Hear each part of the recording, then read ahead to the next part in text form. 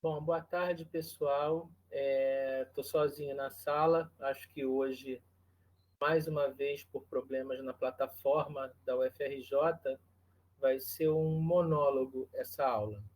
Mas eu preciso passar o conteúdo para vocês, eu preciso gravar as aulas, então eu marquei de forma síncrona, conforme eu enviei nas mensagens via Ava e via Siga para vocês. Então, o Ava teve manutenção esse final de semana, o Siga também esteve em manutenção, teve tudo fora.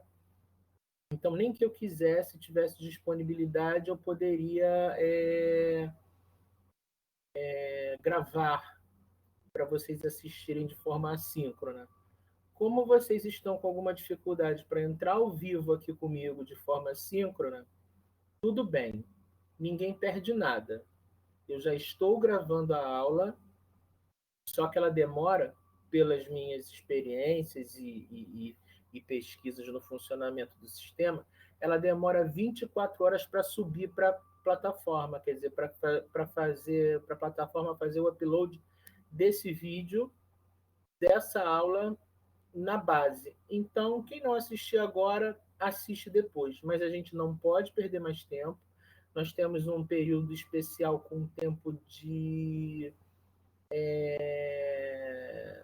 distribuição e aplicação dos conteúdos muito curto. Então, hoje eu vou dar o conteúdo da aula 1, eu já apresentei a disciplina previamente para vocês, né, via YouTube, só que no YouTube não dá para botar o PowerPoint e aparecer no vídeo falando, então fica complicado. Se não, faria tudo pelo YouTube, porque realmente a gente tem que privilegiar o pessoal da tecnologia da UFRJ, porque eles trabalham muito para fazer o melhor para a gente, mas já está muito desgastante para mim e para vocês, com certeza. Então, eu vou gravar, vocês assistam de forma síncrona. Depois eu vou encerrar essa aula e entro numa outra aula sobre o capítulo 2 do livro Bibliotecas como Organizações. Tá? Então vamos lá. Vou fazer a apresentação aqui do capítulo 1 e a gente vai comentando a respeito, eu vou marcando as coisas que eu julgar necessárias, vamos trabalhando nessa ferramenta, vamos dar início logo a esse novo normal, porque eu acho que já deu em termos de paciência para todo mundo, não é verdade? Então, vamos lá. Iniciando aqui a apresentação do livro Bibliotecas como Organizações. Inicialmente, o livro comenta que o bibliotecário ele tem um perfil, ele está sempre correndo, está sempre com medidas urgentes. Por quê? O bibliotecário está sempre suprindo necessidades dos seus usuários, dos seus clientes, né? Necessidades informacionais nesse sentido. E ele tem à sua frente o desafio da gestão em crescimento. Hoje em dia, ninguém faz mais nada sem gestão. Então, nesse sentido, o bibliotecário ele tem, por força das necessidades mercadológicas e informacionais dos tempos que nós vivemos, ele tem que entender de gestão, se tornar um gestor. Hoje em dia tem-se gestão para tudo. Gestão é um termo muito genérico que vem do campo da administração, mas ele pode ser aplicado em qualquer outro campo de conhecimento para resolução de problemas, né? Então, existe o gestor financeiro, o gestor de TI, o gestor de RH, o gestor administrativo e por aí vai. Por que não contemplar um bibliotecário gestor? Gestor de quê? Da informação, de conteúdos, e para isso ele tem que entender de administração em um certo nível, com uma certa base. Até porque essa é a proposta do curso, formar bibliotecários gestores. Então, também o bibliotecário ele vive essa dicotomia, né? Vou pegar aqui uma ferramentinha para rabiscar, da questão da virtualização e dos estoques de documentos. Nesse sentido, ele tem que aprender a lidar com acervos que nós chamamos até híbridos. As bibliotecas hoje em dia não se pautam só por materiais analógicos, ou seja, só livros, só materiais físicos. Existem muitos repositórios, bibliotecas digitais.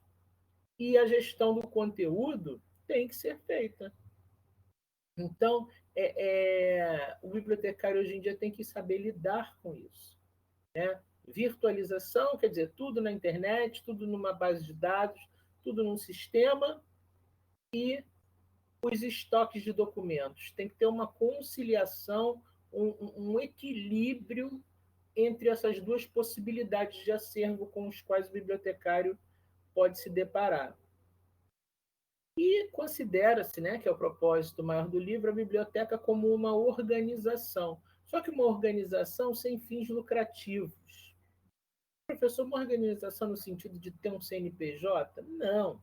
Uma organização dentro de outra organização, né, que é a empresa, é a instituição na qual a biblioteca se encontra inserida.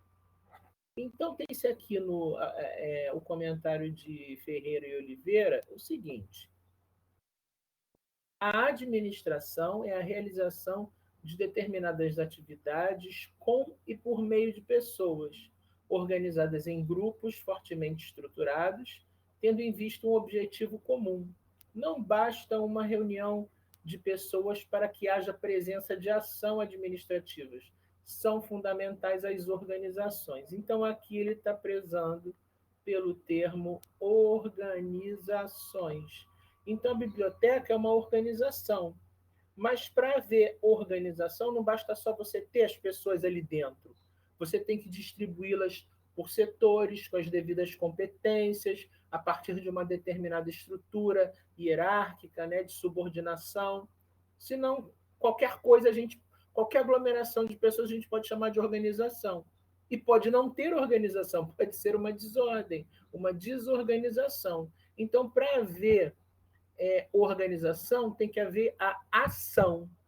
Ou seja, as pessoas têm que estar dispostas, no sentido de alocadas nos seus grupos específicos, com trabalhos específicos, com diretrizes específicas, as outras nos outros grupos, com as outras atividades, e isso tem que funcionar e se interligar. Só assim se tem organização. E a biblioteca funciona assim, no desmembramento e qualificação dos seus profissionais e das atividades que cada um desempenha, né, de acordo com as suas funções. Vamos seguindo. A Biblioteca Brasileira. Mercadante, olha, reparem que ele falou isso há 30 anos atrás, 1990. Vamos perceber se isso ainda é uma realidade, se isso ainda existe, ok? O livro é antigo, ele é referência na área da biblioteconomia, mas também tem muitas coisas que ele comenta a respeito de problemas e dificuldades que existem ainda hoje para o mundo da documentação e informação. Então, o Mercadante enfatiza a inexistência de instrumentos administrativos nas bibliotecas universitárias brasileiras.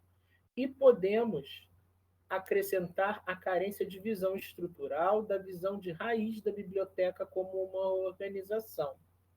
Então, ele não está, por exemplo, hoje em dia, fugindo muito do que a gente vê na realidade, não. Está destacando aí as bibliotecas universitárias, mas as bibliotecas universitárias, se não fosse o trabalho árduo dos seus gestores, nós estaríamos em situação muito mais precária. Então, isso se deve ao estudo, à especialização dos bibliotecários gestores para poder elevar o papel, tanto da classe bibliotecária, quanto o trabalho do próprio bibliotecário como um profissional de informação. Por quê? O que falta? O que carece? O pessoal da biblioteca entendê-la como uma organização e que, para entender como uma organização, tem que fazer um papel de gestor. E gestor tem que conhecer a instituição na qual a biblioteca está inserida, a estrutura dela, o organograma que a gente chama, né, para entender a estrutura, para entender as atividades, as equipes, o que cada um faz. Então, é a visão de raiz da biblioteca. Conhecer estrutura, entender o que a biblioteca faz, para que faz e para quem faz. Então, ainda falta. Não vamos dizer que depois de 30 anos ninguém se sensibilizou, a coisa não diminuiu. Né? Não vamos ser radicais assim. Mas a coisa ainda existe. E vocês, que estão num período mais baixo, né, de início do curso, vão, porventura, se deparar com isso nos estágios que vocês vão fazer de gestão, né? E não é só nas bibliotecas, nos arquivos, nos museus, porque a gente está falando de unidades de informação. Então, unidade de informação pode ser quaisquer uma dessas instituições que eu acabei de mencionar.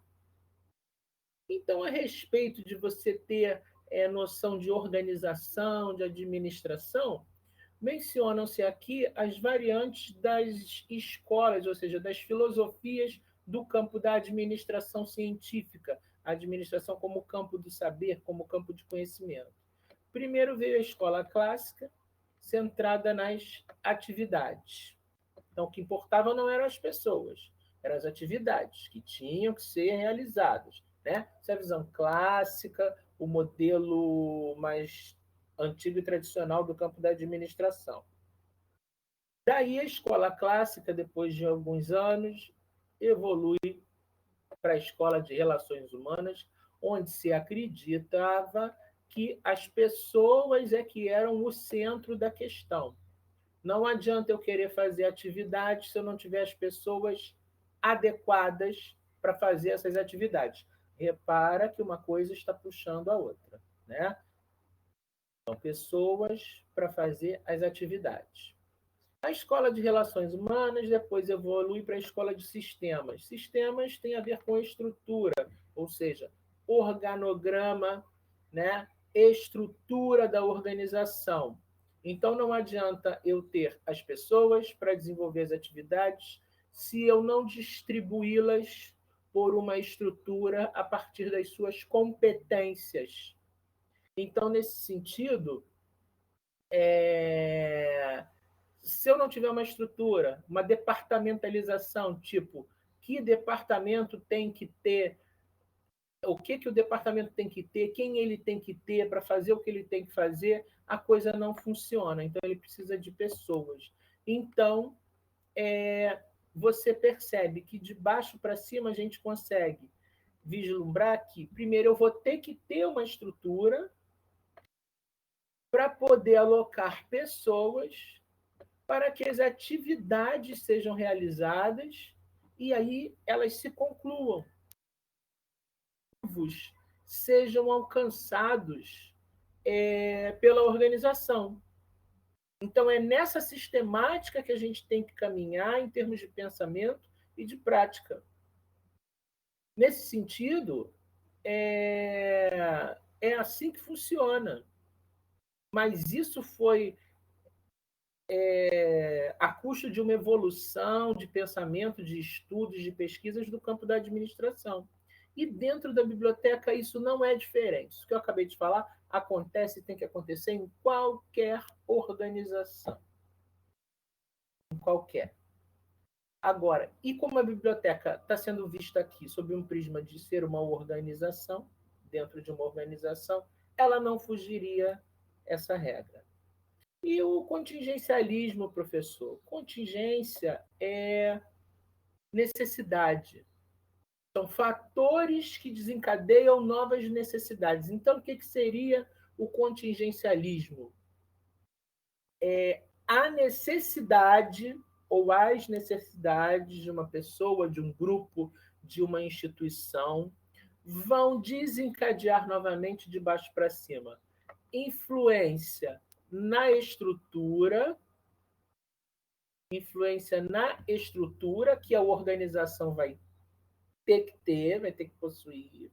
Né? Então, contingencialismo são necessidades, mas não necessidades internas dos funcionários dentro da organização.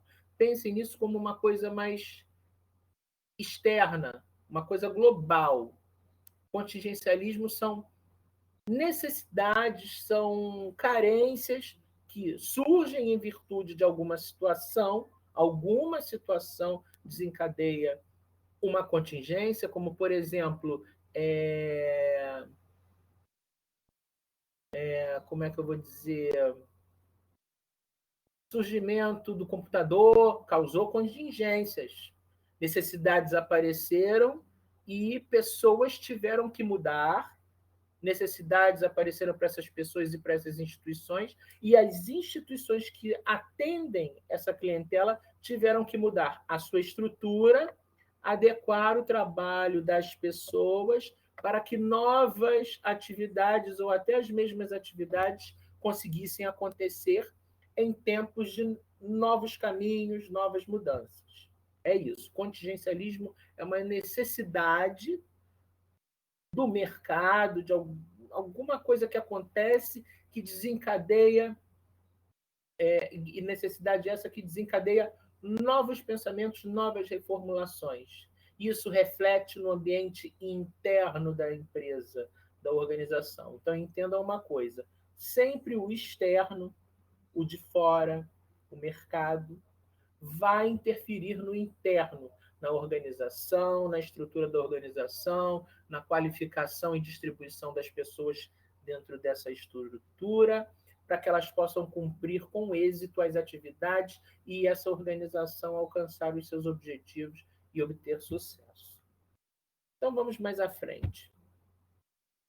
Então, o contingencialismo é uma evolução da escola de sistemas, né, que herdou essa preocupação com o meio ambiente que permeia a organização. Então, necessidades vão permear os ambientes da organização, mas essas necessidades, saibam que são desencadeadas de fora para dentro. Então, flexibilidade e adaptação. Atenção para esse destaque. E essas são duas palavras-chave do contingencialismo e exige das organizações uma dinâmica necessária para atuarem nesses tempos de mudanças rápidas e constantes. Então, o que é o contingencialismo? É uma necessidade que afeta a estrutura interna, não é necessidade externa, e influencia a estrutura, o sistema das organizações. Então, por que está ali flexibilidade e adaptação? A empresa tem que estar preparada, tem que saber que a gente vive num mundo de transformações constantes e isso gera incerteza. A gente está sempre no âmbito da incerteza. O que vai agora aparecer, surgir de novo? Né? Para eu ter que me adaptar. Mas a mentalidade eu tenho que ser flexível em determinados pensamentos e técnicas, que se eu precisar mudar a estrutura, se eu precisar mudar o tipo de profissional ou as competências desse profissional para alcançar os meus objetivos enquanto organização, eu vou ter que fazer. E as pessoas que participam desse processo também têm que estar recebendo isso de peito aberto, porque o pior fator de entrave ao sucesso das organizações é a resistência à mudança. A resistência à mudança é o que entrava o progresso das organizações. Neste sentido, se a organização, o time, a equipe da organização não se propõe a trabalhar com essas duas palavras, flexibilidade e adaptação, a coisa não vai funcionar.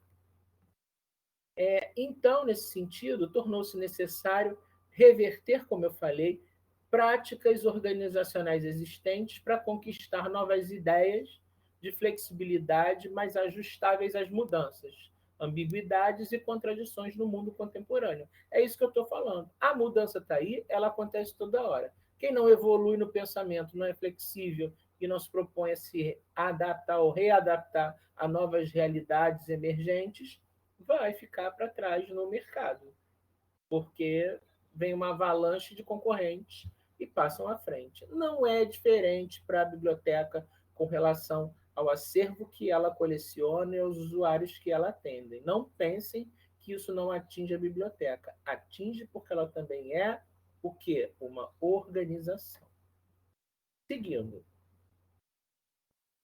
A questão da especialização e generalização, né? O que é a visão holística? O holístico, ele olha para o sistema, para o conjunto como um todo. Por que se fala em especialização e generalização?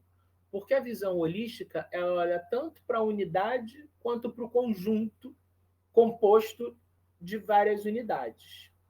Então, o holístico trabalha tudo. A visão holística vai trabalhar toda a organização como um todo, mas também ela vai se voltar para os pequenos detalhes dos setores dessa organização. E aí trabalha-se com o quê? Com o que se chama organização e métodos, a famosa OIM. Então, segundo esse autor aqui, Sinksik, de acordo com a OIM, o espaço geográfico, a complexidade de atividades, a área de OIM também pode ser chamada. Atenção para esses sinônimos de OIM, para não se amarrar só no conceito. Sinônimos são muito importantes, inclusive no momento da prova. Organização e métodos de trabalho, planejamento e métodos, métodos e sistemas, ou vice-versa, sistemas e métodos, organização de métodos, informação e sistema, apoio administrativo, desenvolvimento organizacional. Todos esses são sinônimos de OIM, organização e métodos. Adiante. Então, a OIM em bibliotecas, como é que isso funciona? Eles organizam ou reorganizam de maneira formal ou estrutural as bibliotecas. Elaboram revisão dos instrumentos executivos, quer dizer, que regulam o funcionamento da biblioteca e seu trabalho. Racionalizam, quer dizer, simplificam os métodos, processos e rotinas de trabalho. Implantam projetos de layout, quer dizer, como é que vai ficar o desenho arquitetônico da biblioteca, distribuição, né, dos materiais e do mobiliário. Também implanta desenvolvimento de estudos e projetos especiais para a biblioteca fazer, promoção de estudos de ambiência da biblioteca, quer dizer, como é que ela tem que se comportar com o seu usuário, supervisão e conscientização das pessoas, que isso é muito importante, a pessoa entender o porquê dela fazer aquilo, para quem ela faz aquilo, para ela fazer da melhor forma possível. Isso é um fator de qualidade no atendimento, de gestão da qualidade. Então, em conclusão, não se deve perder quando se implementa qualquer uma das citadas atividades a visão holística da biblioteca, porque a perspectiva global permite o melhor entendimento da organização. É aquilo que eu falei da especialização e generalização. Tanto olhar parte de um todo como o todo com todas as suas partes. Né? É olhar os seus subsistemas, os macroambientes e a interdependência entre eles. É isso, olhar o sistema todo. É fundamental que a consultoria de um profissional de OIM, isso aí dificilmente você tem um profissional de OIM nas organizações, então você tem que contratar um. E aqui embaixo tem o termo organização e tem o termo métodos, mas na digitalização saiu prejudicado.